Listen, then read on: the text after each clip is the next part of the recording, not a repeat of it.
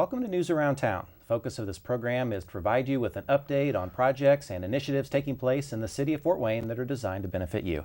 I'm your host, John Perlich. I oversee communications for Mayor Sharon Tucker's office. On this month's episode, I'm pleased to be joined by Fire Chief Eric Leahy. We're going to talk about a number of items surrounding the fire department and how we're working each day to be the safest city possible.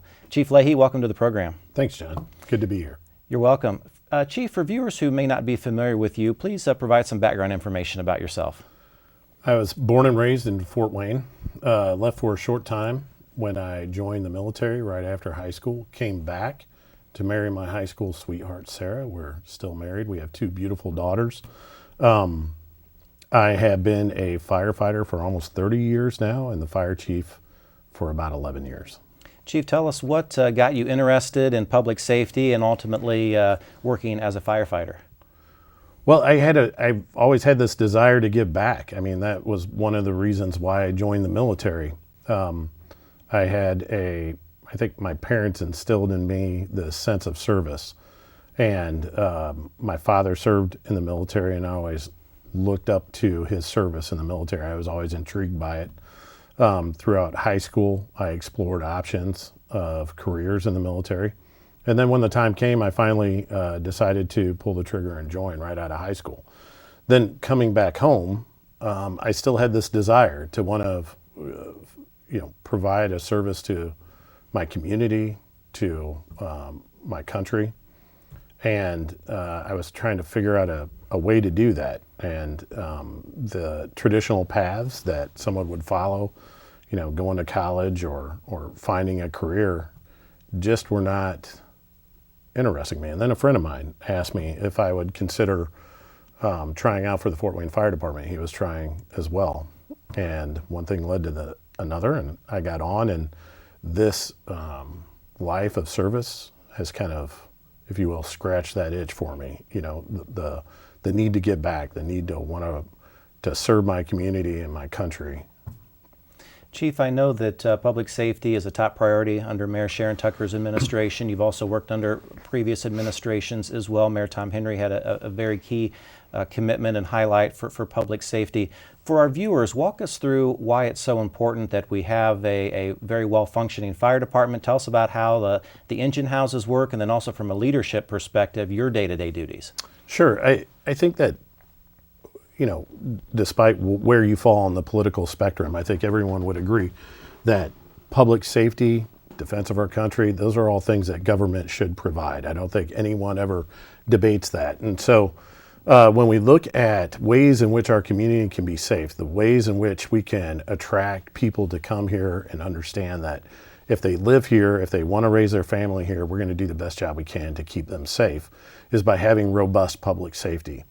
Chief Caudell and the command staff over at the Fort Wayne Police Department, along with myself and the command staff at the Fort Wayne Fire Department, work on these things daily. I mean, we have people just dedicated to finding ways to reduce risk within our community.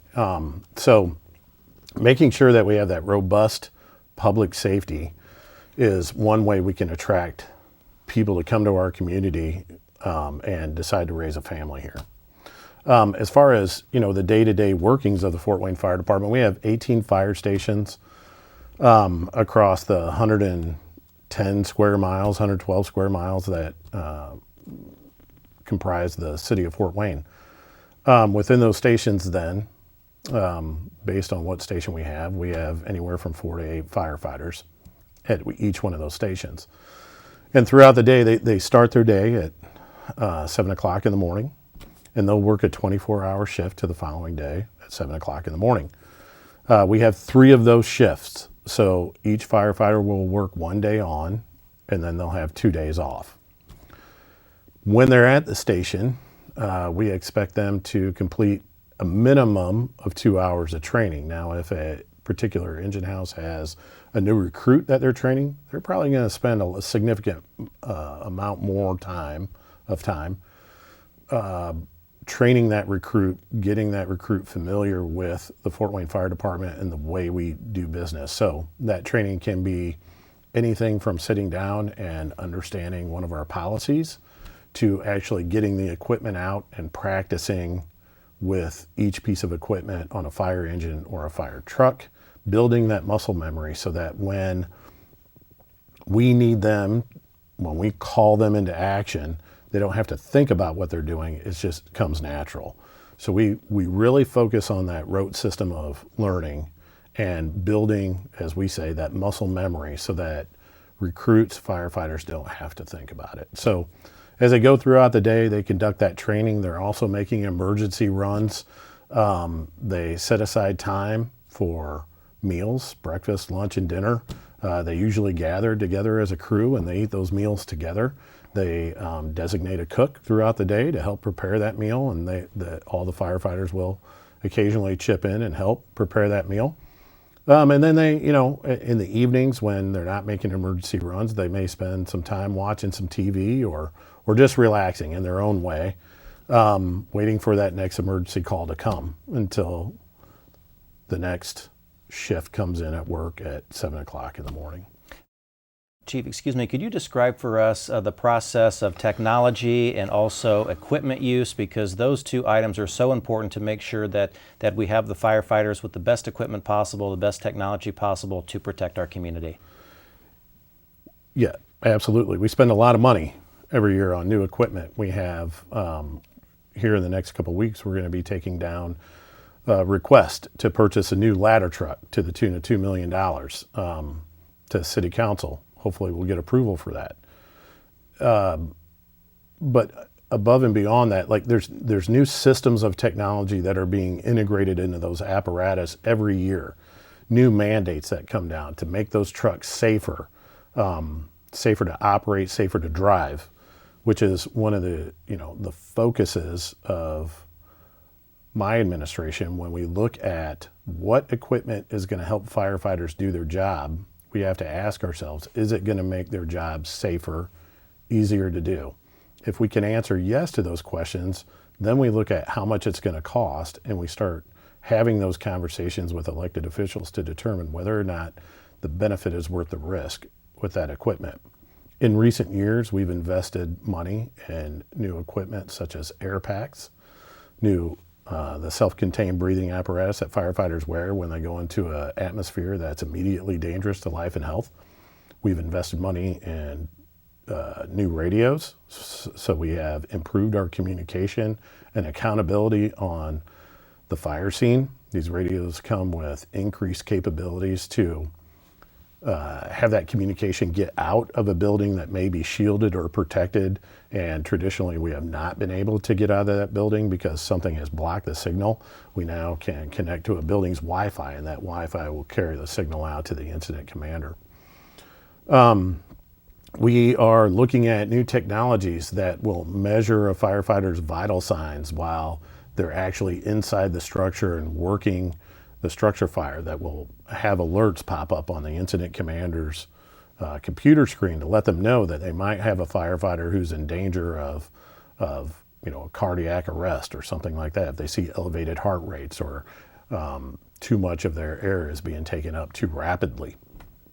So we're looking at that. We're also looking at new technologies that will improve driver safety, things that can be integrated into our apparatus, devices that can be integrated into our apparatus that will alert drivers that may not be aware that they're approaching an intersection in which a fire truck is also approaching. So rather than just relying on that emergency light or that siren, this will actually send a signal into their computer within their car that will alert them that a fire truck is approaching. So looking at all those things, that it is truly about how do we make our jobs safer, how do we make it safer for firefighters to respond, how do we make it safer for them to operate on the fire ground, but also how do we do that in a way that makes it safer for our citizens as well. Chief, there's been some attention recently as it relates to response times, to rigs being out of service, to staffing as well. I wanted to take each of those items one by one. Let's start with response times and the excellent work that our firefighters continue to do each day. Sure, yeah, they're all interconnected.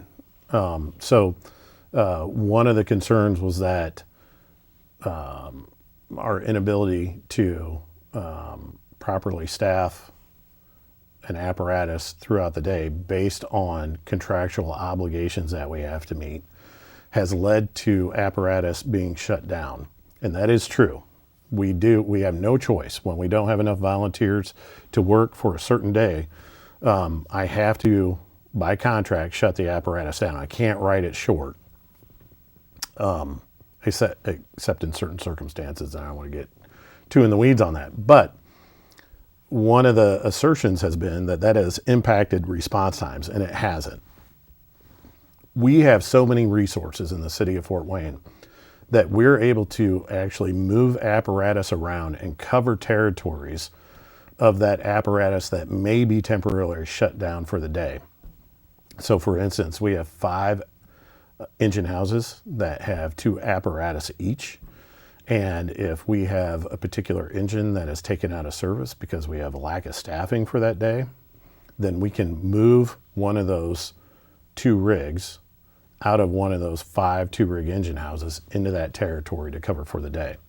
So when we have that full coverage, when we're able to respond to each and every one of these emergencies, we don't see any kind of fluctuation in our response times. And I want your viewers to know and understand, this is something that we look at monthly. We take those stats that we get every month, we go through them, and we look at that average monthly response time. And when we see a fluctuation, we start digging a little bit deeper to understand, why are we seeing a fluctuation in those response times?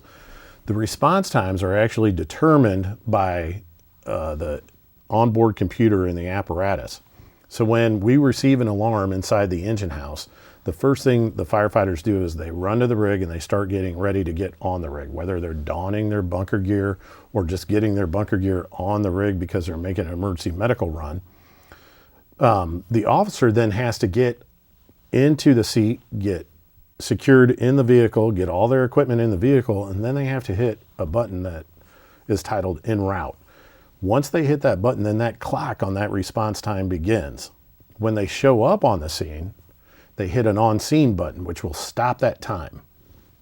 That's to let everyone know that, 1, the apparatus and the company officer have acknowledged that they received that run, and 2, to let everyone know that they have actually arrived on the scene. Sometimes, as firefighters approach the scene, and as you can imagine, and I hope that everyone understands that this is what we want them to do, they get hyper-focused on what they're seeing as they're approaching the scene. And if they see hazards that are going to impact their ability to properly respond to this emergency, or they see a great conflagration of a structure in front of them, they may not always hit that on-scene button, so that time continues to run. So what we do is we go through those response times and we look at whether or not that response time was actually legitimate or not. And then we ask the company officer to go back and adjust that if we know, 1, they actually did respond on the run, 2, we know that they were first, second, third, or fourth on the scene, and make that adjustment so that we don't show like an 18, 20-minute response time. That's important for everyone to know, that this isn't just always being hyper-focused on our response times. Our priority is always life safety and incident mitigation. Secondary to that is properly recording how long it takes us to get to a run so that we can report these things, because that's one of the major measurements for us on whether or not we're doing a good job. Are we able to even get to the emergency in a timely fashion? Then above and beyond that, are we able to respond to the emergency appropriately and help our citizens take care of that? So what we've seen is that average response time throughout this time period that we're seeing low staffing has not changed. It has remained the same. Even within the beginning of this year has dropped a little bit, but we're going to continue to monitor it. So Chief, we're looking at that little over 3 minutes on those average response times for EMS and fire runs from your department. That's great news for our community to ensure that we are providing that life-saving care that you've talked about. Also, the rigs being out of service. Can you explain for us in a little more detail how that's not impacting the ultimate safety and health of residents, neighborhoods, and businesses? Of course. So to understand the issue, we have what's required, or what is referred to as minimum manning. Minimum manning means that we will put 4 people on every frontline apparatus we have to start out the day. if we don't have 4 to start out the day and I don't have any volunteers for overtime that day, then we'll take that apparatus out of service. We could also leave it in service for up to 10 hours, but if we know that vacancy is going to be more than 10 hours, then we have to take that apparatus out of service. So that's some of that nuance that I was talking about earlier. So in order to properly staff those apparatus and in time periods when we know we have excessive vacation, or we know excessive is probably the wrong word. When we know we have full vacation periods, we'll send out a call to the entire department, to those people who are off shift, and ask them if they want to volunteer for overtime. And they'll indicate through their phone in the application whether or not they want to sign up for overtime or not. If we get enough volunteers, we can keep those apparatus in service. If we don't, then we have to shut them down by contract once again. But getting those firefighters on that apparatus and focusing on making sure that we have 4 every day, what that allows us to do is not just meet the National Fire Protection Association requirement for a response to a structure fire, it allows us to actually exceed it. So the NFPA would say we need to get 16 to 17 firefighters on that scene in less than 8 minutes. We're actually getting 22 on that scene in less than 8 minutes. So even if we drop one of those apparatus down by one person for that up to 10 hours a day, we're still getting 21 people to the scene, once again, exceeding that NFPA recommendation. This is something that is unique to the Fort Wayne Fire Department. I shouldn't say unique, but when we look at the general area, Allen County, this is unique to the city of Fort Wayne. And it, once again, is because we have those resources and that staffing to be able to do that. Can you also explain for us the difference between voluntary and mandatory overtime? One is permitted within the department and one is not, and walk us through those details.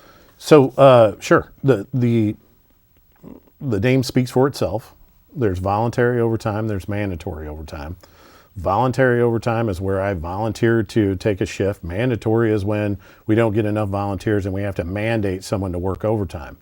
To be clear to your viewers, we do not have mandatory overtime. There are departments across the state that do, and we did for many years. For the majority of my 30 years on the department, we had mandatory overtime. A few years ago, we were asked by City Council to take a look at our merit rules and join in a partnership with the union to review our merit ordinance and the rules that are associated with that merit ordinance. These are the rules that apply to our fire department. They speak to hiring, they speak to discipline, they speak to firing, they speak to promotions. And so it's a pretty comprehensive document. We spent 2 years meeting twice a week in some cases, going through those rules and adjusting them. Through that process, the conversation about overtime kind of manifested itself. And as we looked at the state statute as it applies to firefighter overtime, we realized that there's a prohibition in the state statute related to mandatory overtime. As we discussed it, we had one of the attorneys take a look into it and take it back to one of their partners and provide us an opinion on their interpretation of the law. We received that interpretation. We then sent it on to a couple other attorneys just to confirm, because an opinion under the law doesn't mean that that's how a court would see it. So the more eyes we can get on that document, the better. As we determined, or as that memo stated to us, and as we realized early on, that there was actually a prohibition on mandating overtime under state law. Now, regardless of that, our union, the International Association of Firefighters Local 124, and its leadership supported the practice of mandatory overtime. But mandatory overtime became an issue because we were seeing an increase in mandatory overtime because we just couldn't keep up with retirements, and we had a 6-year span where our department didn't even hire at all. That was from 2008 to 2014, prior to my time as fire chief. And so we're seeing kind of this perfect storm where increase in retirements from the department, plus this 6-year span of not hiring is catching up to us. And then we throw in this, and mandatory overtime is increasing as we're trying to keep up with it. And then we throw in this glitch that mandatory overtime is prohibited under state law. This was brought up at a council meeting. I think it was Councilman Freistroffer who brought it to our attention. And at the table, both the union president and I very clearly articulated that we understand that I understood that there was a prohibition on overtime, mandatory overtime. We wanted to do everything we could to eliminate that, but as long as the union agreed that mandatory overtime was a practice that they recognized and that they agreed with, we would continue that practice unless the union changed its opinion or we saw someone challenge it. A couple years ago, one of our firefighters actually challenged the practice of mandatory overtime. And when they did, we had no choice but to support and uphold that prohibition dictated by state law. Now, since then, that law has changed. And it would allow us to actually implement mandatory overtime if we negotiated it in a contract. So far, mandatory overtime has not been proposed as part of any contract negotiation. So until that happens, where we actually negotiate it into a contract, or again, state law changes one more time, we will not see mandatory overtime on the Fort Wayne Fire Department. We're going to continue to only practice voluntary overtime. Chief, let's talk about staffing. Where are the numbers right now? Where do you hope to be? And what does the future hold for recruiting classes? Sure. Right now, we have 350 firefighters. Ironically, over the last 16 years, maybe, I think, we have averaged about 350 firefighters per year. And when I say an average, it's because that number fluctuates. When a class graduates, that number goes up. By the time we hit the end of the year, we see retirements, that number goes down. So one way we communicate that is by what was the average for the entire year from January 1 to December 31st. So I think it's the last 16 years, somewhere thereabout. I could say for at least the last 10, we've averaged about 350 firefighters per year. That's where we're at right now. However, we have a recruit class that's currently in session. We have 20 recruits in there, in that class. And when that class graduates later this month, we're going to see that number climb up to 370. That's one of the highest numbers we've ever had in the Fort Wayne Fire Department. If we could get just north of 370, it'll be the highest number that we've ever seen on the Fort Wayne Fire Department, an unprecedented amount of firefighters. So right behind that class then, we're going to be getting another class that's going to be made up hopefully of 15 emergency medical technicians at the basic level who are already certified in the state of Indiana. That's important to note because that'll shave about 12 weeks off of our academy class. So we'll actually be able to get those next 15 recruits graduated before next March, which would then get our numbers once again back north of that 370 mark. I'm visiting with Fire Chief Eric Leahy as we're talking about the Fort Wayne Fire Department on this month's News Around Town. Chief, we recognize that there are some challenges ongoing between fire department leadership and the local union. Can you walk us through some of those challenges as it relates to the collective bargaining agreement? I know we're in a mediation process right now, and provide an update for the public on where we're at and where we hope to go here in the coming weeks. So we have been working on negotiating this contract. We started last year. Unfortunately, we did not reach an agreement. We reached, I think, what both sides would characterize as an impasse. We continue to try and find some sort of resolution, reaching out. The collective bargaining ordinance would say at an impasse, then you need to immediately move to mediation. And we have been working to get back to the table along with a mediator to sit down and try and work this contract out. That took several months to get to that point. We are currently in mediation. We are hoping that we can reach some sort of agreement. We're looking at what concessions we can make to meet the union halfway on some of their demands. We're really hoping that we can get an agreement before the end of the year. If we don't, then it'll go to arbitration. And then the arbitrator will decide what comes next. But unfortunately, we're supposed to be already negotiating the next contract because this was already 1 year. So we're going to have to look at how do we make those adjustments and how do we get those contracts in place. It's important to have a contract in place so that our firefighters understand clearly what are their pay and benefits going to be, how are they properly protected, and they have the security and knowledge to know that, you know, they're going to be taken care of and their families are going to be taken care of. I want to be clear about this though. Just because our contract expired and we're still working on a contract, we are still operating under the old contract. So all those securities and assurances that existed in 2024 have followed us into 2025 as we continue to work through this agreement. Chief, I also wanted to ask you about the importance of public education and also training. Recently, we trained with the disability community. Your firefighters did that. You also put a lot of focus on smoke detectors, on the mayor's neighborhood walks, to making sure that our neighborhoods are as safe as possible. Highlight those two areas for us. Well, I got to give you some credit, John, because you're the one who launched this relationship between the league and public safety. And from that launch of that relationship, I think late last year, we've really seen some, I would say, exciting developments as we look at how both entities can help each other make life a little bit easier for an often forgotten cross-section of our community. One of the ways in which we've identified how we can help is by understanding these vehicles that some of our disabled citizens use to get from point A to point B. They have mechanisms in there that help provide for their safety while they're being moved from point A to point B or driving from point A to point B. And they can cause us some problems if they get in an accident and we don't know how to unsecure their restraining device.